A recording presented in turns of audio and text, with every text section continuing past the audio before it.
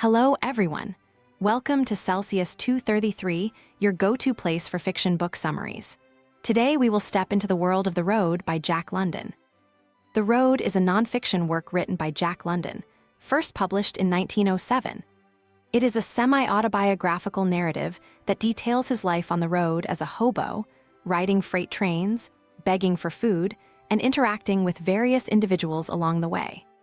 The book captures London's experiences in the early 1890s, when he left home as a young man in search of adventure and knowledge. It reflects not just his personal adventures, but also his deeper insights into society, class, and human nature. Plot summary. In the summer of 1892, Jack, a young man navigating life on the road, wanders through the streets of Reno, Nevada. The town, teeming with hobos, petty criminals, and crooks, offers no kindness to the desperate. Jack is one of many, hungry and without a home, attempting to find food before catching a train west. But Reno proves to be unforgiving. Doors slam in his face, insults are hurled at him, and it seems that no amount of polite requests can soften the hearts of the residents. He is not the only one facing these trials, as fellow hobos are captured by law enforcement, victims of a newly organized safety committee determined to cleanse the town of vagrants. One day, as hunger gnaws at his belly, Jack takes a bold risk. He sneaks onto the private train car of a millionaire, narrowly escaping the watchful eye of a porter. With audacity, he asks the millionaire for a quarter to buy food, and to Jack's astonishment, the man obliges. Jack quickly escapes, the porter furious, but the quarter in hand feels like a small victory in a town where survival seems impossible. Despite this small success, the rest of the day continues to wear on him. He travels from door to door, begging for food, but receives nothing more than scorn.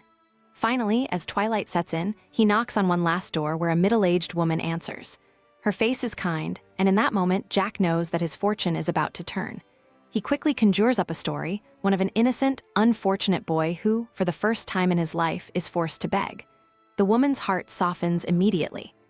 She invites him in, where her sickly son, his head wrapped in bandages, sits at the table, watching Jack intently. As the woman busies herself in the kitchen, Jack spins a sorrowful tale. He speaks of his father who had recently died, collapsing in the street from a sudden illness.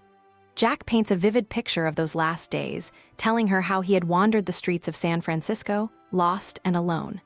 The woman, moved by his story, serves him a generous meal, eggs, biscuits, and bacon. Jack devours everything in front of him, all the while continuing his tale. He mentions his sister in Salt Lake City, a married woman with a plumber for a husband. They would have sent him money for the journey, he explains, but business troubles have left them unable to help. It's up to Jack to find his way to them, and the woman, filled with sympathy, packs him a lunch and gives him 3 pairs of warm socks for the road. Before Jack can leave, the woman nearly foils his plan by suggesting that her relative, a male clerk, could hide him in the mail car of the train heading east. Jack, knowing he needs to travel westward, nearly panics but is saved when she realizes the clerk will not be working that night. Grateful for the food and supplies, Jack thanks her and sets off into the night. In the railroad yard, Jack joins a group of hobos, all waiting for the westbound overland train.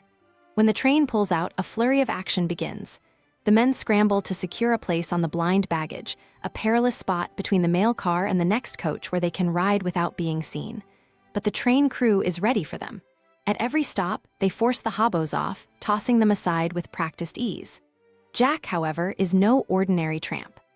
He uses his agility and quick thinking to stay ahead of the crew, running far along the track at each stop to jump aboard again after the train has picked up speed. The night becomes a game of cat and mouse, with the train crew growing more frustrated at each stop. Jack, determined to outwit them, climbs onto the roofs of the cars, narrowly avoiding lanterns and the swinging blows of the crew. Each maneuver is more dangerous than the last, as the train speeds through the night, slicing through the cold Sierra Nevada mountains. The wind bites at his skin, but Jack is relentless. Even when the fireman sprays him with water from the engine's hose, Jack finds shelter beneath the tender and keeps his place on the train. At one point, Jack reflects on the pride he feels for holding his own against the entire train crew. The adrenaline and danger excite him, filling him with a sense of triumph as he remains the last hobo on board. But he knows he must stay alert. the crew is determined to ditch him at any cost. In another city, Jack's travels bring him to Ottawa after a grueling 6-day journey from Montreal. Desperate for food and clothing, Jack spends an entire day begging housewives for even the simplest necessities, only to be rejected time and again. His persistence is rewarded when, at the end of the day, a large handout is placed in his hands. However, when Jack eagerly opens the package, he discovers, to his dismay, that it's filled entirely with cake, a food he despises. His frustration is palpable, yet fate has more in store for him. Shortly after, he is welcomed into the home of a grizzled Englishman, his wife, and a beautiful young Frenchwoman, where he finally enjoys a warm meal and some much-needed rest. Back at the railroad yard, Jack once again prepares to board a westbound train. This time, he faces a larger group of tramps, all eager to catch the blind baggage. But Jack's knowledge of the railroad system and his quick reflexes allow him to outmaneuver not only the other tramps, but the train crew as well. He reflects on the intense physical and mental challenge of riding the rails, especially the blind baggage, which requires precise timing and a willingness to take extreme risks. As the train roars into the night, Jack's battle with the crew reaches a fever pitch.